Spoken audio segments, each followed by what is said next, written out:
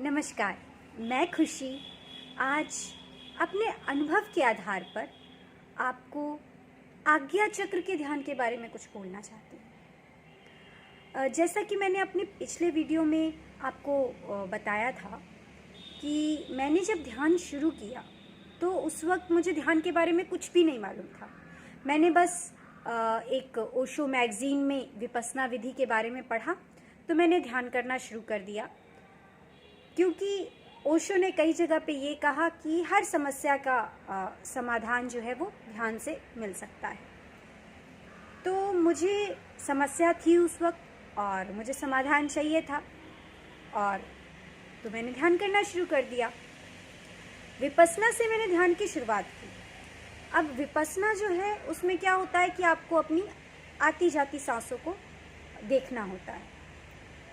तो जब आप शुरुआत करो और विपस्सना से शुरुआत कर दो, ये इतना आसान नहीं है कि अपनी आधी जाती सांसों पर ध्यान दो, वो भी नेचुरल। आप उस सांसों में आपको कोई चेंज नहीं करना है, वो जैसी सांसें आ रही हैं उसी पर आपको ध्यान देना है। तो होता क्या था कि मैं ध्यान में बैठती थी, थोड़ी लगाना शुरू किया और फिर विचारों में ध्यान गुम जाता था। फिर भी था कि करना है, किसी भी तरह से करना है, तो मैं कर रही हूँ, मतलब कोशिश करती रही। 10-15 दिन बाद क्या हुआ कि मुझे इस जगह पे दर्द शुरू हुआ। इस जगह को आज्ञा चक्र बोलते हैं। मुझे उस वक्त ये भी नहीं पता था कि इसको आज्ञा चक्र बोलते हैं, मुझे कुछ भी नहीं पता था। तो बाद में जो मैंने किताबें वगैरह पढ़ी, ओशो की और ज़्यादा मैगज़ीन्स पढ़ी, तो मुझे समझ में आया कि इसको आज्ञा चक्र बोलते हैं, इसको तीसरा नेत्र भी बोलते हैं। तो मैंने ध्यान तो यहाँ नहीं लगाया था, ध्यान तो मैं सांसों पे लगा रही थी, लेकिन सांसों पे तो लग नहीं रहा था। लेकिन मैं एक प्रॉपर पोस्चर में बैठती थी, जो प्रॉपर पोस्चर होता है ध्यान का। बुद्धा जिस तरह से बैठा करते थे उस तरह से मैं बैठती थी, और मुझे लगता है कि वो पोस्चर अपने आप में इतना जादुई है कि वो मतलब अंदर से जो एक बदलाव की शुरुआत कर देता है।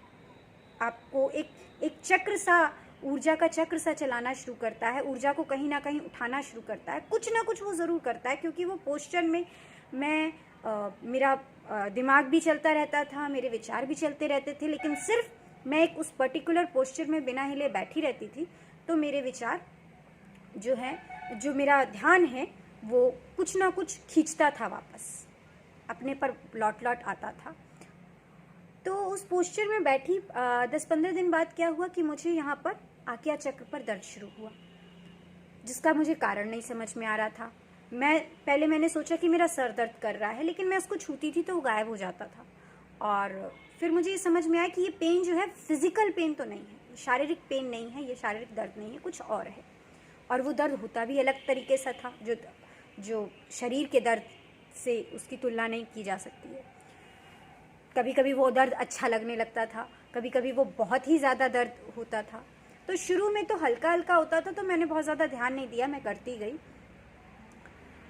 उससे हुआ क्या कि मैंने जिस एम को लेकर ध्यान करना शुरू किया था, जो मेरी प्रॉब्लम्स थी, वो सारी प्रॉब्लम्स महीने 1.5 महीने के अंदर वो सारी प्रॉब्लम्स मेरी ख़त्म हो गई। हाँ, ये हुआ कि मेरी प्रॉब्लम्स ख़त्म हो गई, लेकिन फिर एक दूसरी समस्या शुरू हुई। इस दर्द की वजह से, जैसे मैंने बताया था कि लोगों ने बोला कि ये, जब मैंने कारण जानना चाहा तो लोगों ने बोला कि तुम ये दर्द जो हो रहा है ये ठीक नहीं है, ये नहीं होना चाहिए, तो ध्यान छोड़ दो, या फिर यहाँ शिविर में आके ध्यान सीखो, गाइडेड मेडिटेशन करो, नहीं तो पागल हो जाओगे। तो मैंने ध्यान छोड़ दिया था। फिर मैंने दोबारा ध्यान करना शुरू किया, है ना। तो इससे क्या हुआ कि आप जो भी सोचते हो वो बहुत तेज़ी से सच होने लगता है, पॉजिटिव भी और नेगेटिव भी। और होता क्या है कि जब तक हमारे मन की शुद्धि ना हो तब तक हम पॉजिटिव से ज़्यादा नेगेटिव सोचते हैं। हमारा ये आदत है कि हम पॉजिटिव से ज़्यादा नेगेटिव सोचते हैं। तो पॉजिटिव तो सच हो रहे हैं, लेकिन नेगेटिव और ज़्यादा तेज़ी से सच हो रहे हैं। तो वो क्या हुआ, वो बहुत ख़तरनाक है। वो अपने लिए भी ख़तरनाक है और दूसरों के लिए भी ख़तरनाक है। मान लीजिए कि जो छोटा बच्चा है, चाकू होता है ना, चाकू काम की चीज़ है। आप उससे आप सब्जी काटो, खाना बनाओ, पेट भरता है। लेकिन वही चाकू एक छोटे बच्चे के हाथ में दे दिया जाए तो वो कितना खतरनाक हो सकता है। वो बच्चा अपने आप को भी मार लेगा या खून बहा लेगा या दूसरे को भी खतरा कर सकता है, दूसरे को भी मार सकता है।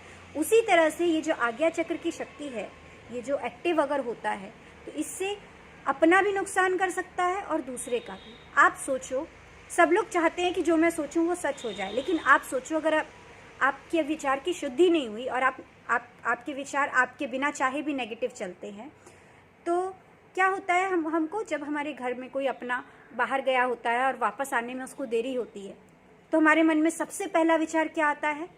ओहो, कहीं उसको कुछ हो ना गया हो, कहीं कुछ एक्सीडेंट ना हो गया हो, पता नहीं क्या हो गया, इतनी लेट क्यों हो गई। नेगेटिव विचार आया है ना।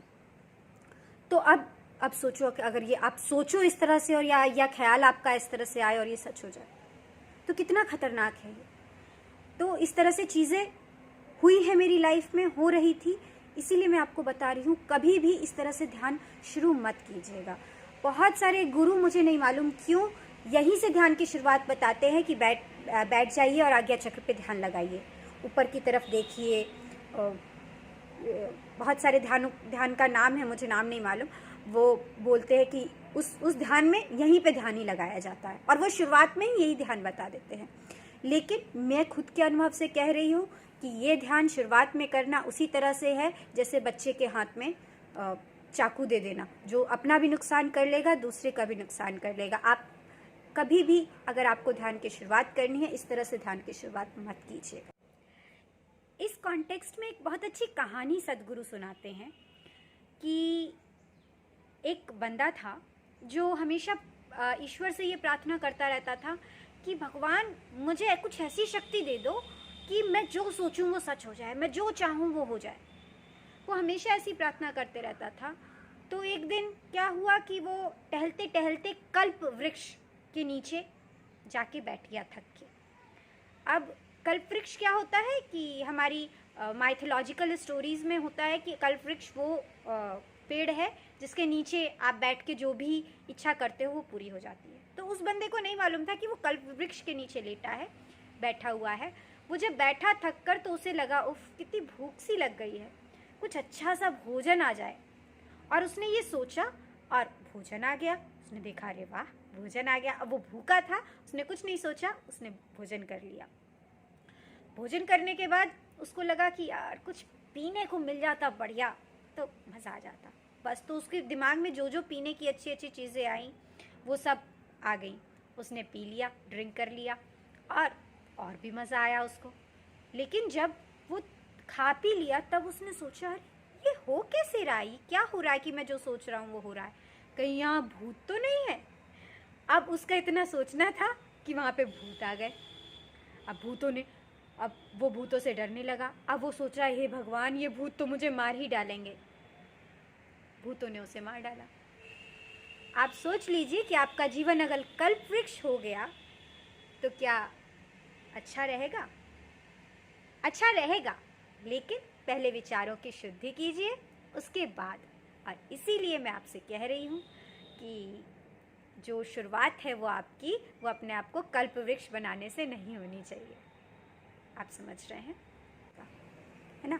आप नहीं भी चाहेंगे तो विपस्सना से अगर आप शुरुआत करेंगे तो जैसा मेरे साथ हुआ तो आपके साथ भी ऐसा हो सकता है कि अपने आप नहीं भी आज्ञा चक्र पे ध्यान लगाएंगे तो यहाँ पे ध्यान चला जाएगा।